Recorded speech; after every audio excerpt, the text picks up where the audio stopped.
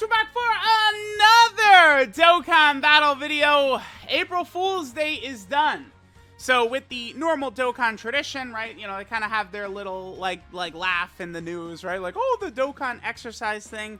And then typically the next day, like, it sort of finishes. They, like, do their little, like, oh, we're sorry, we were just teasing. 20 stones, we get the wallpaper, and then we do get a copy of the Para Brothers. Their event is actually live. Here, let's just go ahead and grab all this. I've got a lot of chain battle currency, right? Because our favorite mode is going on right now. Let's check out this wallpaper. The Dokkan exercise thing was pretty fun. You know, I've been dying for Super Saiyan Mr. Satan for years. I mean, everyone was. And at Battle Hour, the producer did kind of tease it. So, you know, it seemed like it was going to happen. It didn't, which is a bummer, but I don't want to try and let that ruin the fun of the... Oh, interesting that the Majin Vegeta art is after that one, the April Fool's Day one, right? Okay, so here's the Dokkan exercise wallpaper. Let's go ahead and take a look at this. It's goofy, man. It's goofy. I did enjoy this, right? Again, just because they didn't do like Super Saiyan Mr. Satan, I don't want to be like Mr. Krabby Patty here and be like, oh my god, they didn't do it. But, you know, it's like, whatever. Okay, so the Para Brothers. Let's go ahead and hop into their event and go ahead and farm up this unit. This is pretty good that they're, this unit, this Para Brothers, I think they're actually solid. Like, they're not like a throwaway or anything like that. Like, you know, Nappa is really good, right? Nappa just dropped. And then, of course, Dokkan Fest Raditz, who's very unimpressive.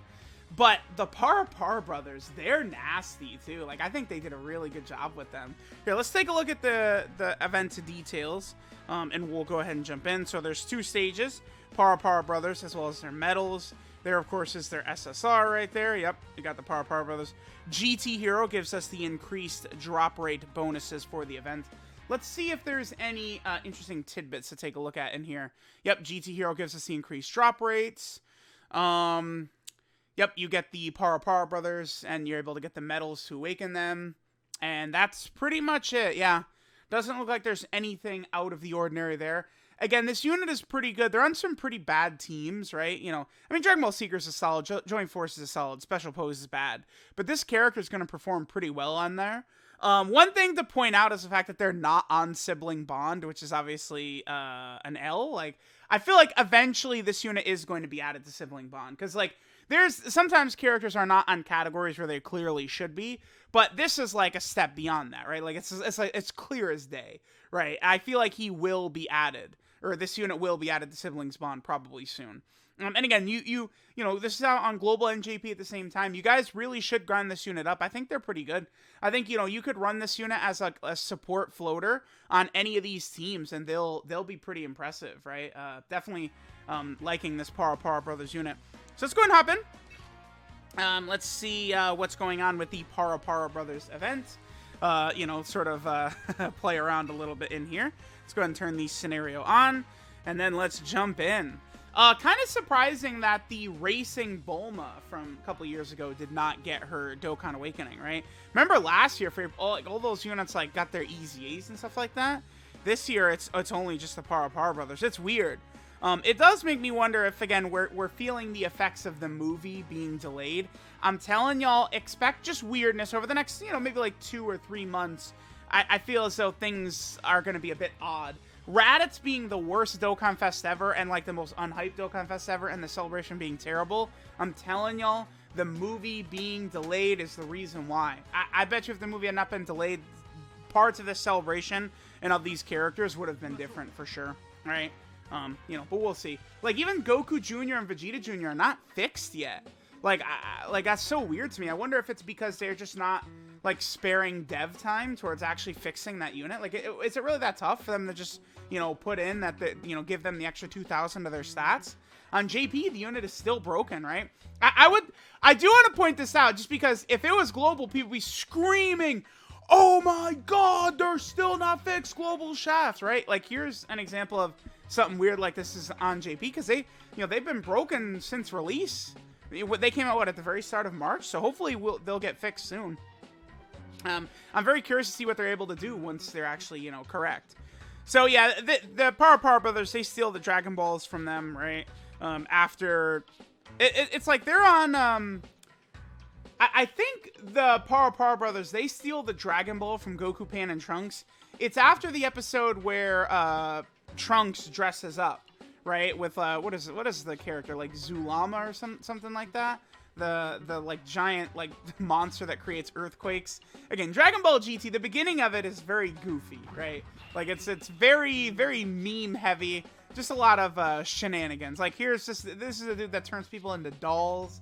And like there's like a very weird scene with him and Pan's doll. Like a lot of this stuff is just very bizarre at the start of Dragon Ball GT.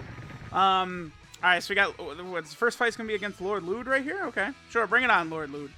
What's funny is we just had a serious fight with Lord Lude. He's one of the bosses in the red zone, right? Because it goes through the entirety of GT, basically. All of the sort of like major encounters and fights and stuff like that do happen. Yeah, okay, so Lude is our first fight right here. Of course, I'm using the Vegeta and Bra support memory to give us the increased drop rates. I'll probably will structure this video the same way I do all of these types of videos, like these event videos. We'll go through the first couple of stages here. Then I'll cut once I have the unit like completely grinded up and stuff like that. The Para brothers. You know, we'll see how it goes. Here, we'll go ahead and give the attack to Goku Jr. and Vegeta Jr. Again, you could tell that they're still broken from their stats. Just 3,000 across the board. Should be 5,000 across the board from the potential system. Hopefully it's fixed sooner rather than later. Because, I mean, they are the best unit. Well, no, I was going to say the best unit in the World Tournament category. That would definitely be LR Trunks and Goten. They're definitely better, right? But it's like, this unit, it's a bummer. This unit should have been better. The Goku Jr. and Vegeta Jr. Oh, wow, we got 4 copies? First run? Okay. So we have 5 already. Sure, I'll take that. I do like that Goku art right there. It looks pretty good, right? That Pan, of course, that's the SSR Pan, right? Okay. So yeah, there's that first stage. But yeah, shit, we got a lot of copies of the Para brothers. Nice. Okay. So maybe this grind is not going to be that bad then. I will definitely accept a very short and easy grind. Oh, one other thing to point out, too, that's very dumb with this Para brothers is the fact that the GT bosses category is just that. It's GT bosses. I mean, I've always had this issue with movie bosses as well, right? Because it's like, yeah, sure, you get all the major villains, but then characters like Salza, right? And like all the movie, like henchmen are just like nothing.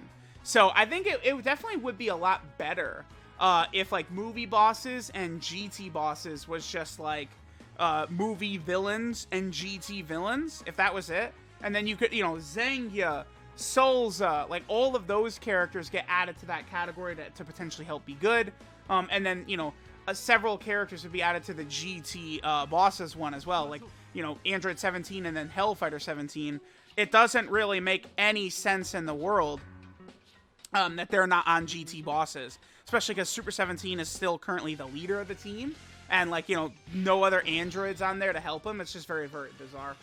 Alright, so we'll go ahead and do this stage right here. This is the stage to get us the Awakening Medals. How many Awakening Medals do we need to awaken the Para brothers? Let me see. We need 10.